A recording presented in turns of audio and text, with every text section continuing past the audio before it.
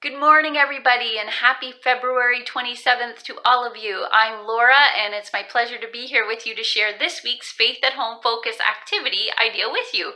It's our fourth Sunday in the month, so we will be focusing on an act of service. And speaking of an act of service, many of you took part in the coldest night of the year walk yesterday, and wow, just way to put your faith in action. It makes me think of Hebrews 13:16, which says, "Do not forget to do good and share with others, for with such sacrifices God is pleased." And that's from Hebrews chapter 13, verse 16.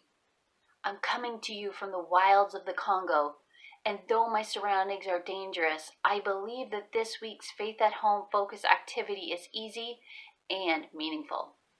So my idea for this week's Faith at Home Focus came from Julie Kuna, who many of you know, and she became aware that the Toronto Zoo collects old cell phones. And the reason they do this is because in old cell phones, there's a mineral called coltan.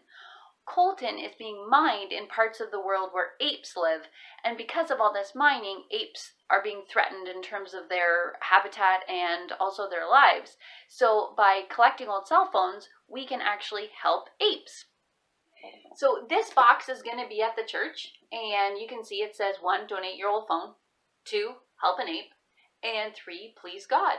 So if you have an old cell phone or your parents have an old cell phone, you could bring it into the church and you could put it in the box, and that would be really helpful. If you feel inspired to do more, you could. You could ask your teacher if you can ask your class to bring in their old cell phones. You could ask your principal if the whole school can bring in their cell phones. You could ask your parents if you can ask your neighbors about their old cell phones. And you could also reach out to extended family to ask about their cell phones. You could collect those all up and you could bring those into the church.